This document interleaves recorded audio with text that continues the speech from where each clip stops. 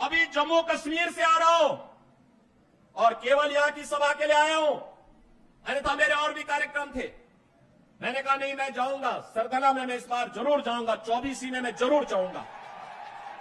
और बहनों भाइयों, मैं इसीलिए आया हूं आपसे कहने के लिए, जो लोग गुमराह कर रहे हैं उनके गुमराह में आने की आवश्यकता नहीं। ये लोग कभी नहीं आएंगे। फिर जाति के सौदागर उपयोग करेंगे, बाद में सौदेबाजी करके गायब हो जाएंगे। हमें किसी भी ऐसे व्यक्ति के बहकावे में नहीं आना है जिससे हमारा राष्ट्र धर्म खतरे में आए।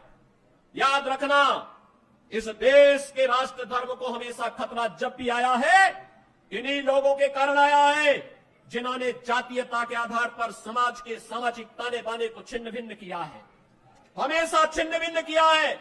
और बहनों और भाइयों, मैं आपको इस बात के लिए आश्वस्त करता हूं कि कोई माई के लाल बाल बांका नहीं कर सकता है। सुरक्षा की इतनी पुख्ता व्यवस्था हमने की है यूपी के अंदर। आज आप देखते होंगे बड़े बड़े दुर्दांत माफिया और अपराधी किस कदर उनकी दुर्गति हो रही है। आप देख रहे होंगे जिनके नाम से ही लोग कर्फ्यू जैसा माहौल होता था, आज उनकी दुर्गति क्या है हर व्यक्ति देख रहा है। इन माफिया और अपराधियों की स्थिति क्या है, आप रोज सोशल मीडिया के प्लेटफॉर्म को उठा करके देखते होंगे। एक दुर्दांत माफिया ऐसा भी था, बहनों और भाइयों, जब आज समाजवादी पार्टी की सरकार के समय चलता था तो मुख्यमंत्री हो या मुख्य न्यायाधीश, इन सब के काफिले रुक जाते थे और माफिया का काफिला निकलता था।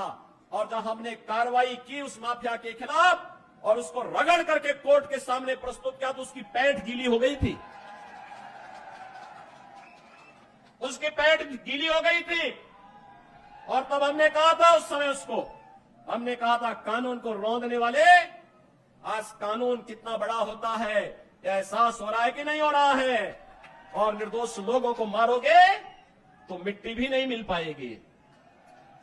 और बहनों और भाइयों, इसीलिए मैं आया हूं आपसे कहने के लिए, देखो जिनकी गर्मी हम शांत कर चुके हैं उनको गर्म मत होने दीजिए। अब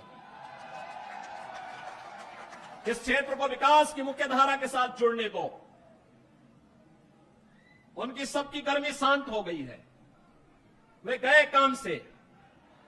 और इसीलिए मैं आप सबसे अपील करने के लिए आया हूं कि पूरे देश की एक आवाज है, पूरा देश एक ही स्वर में बोल रहा है। और वह बोल रहा है कि फिर एक बार मोदी सरकार, फिर एक बार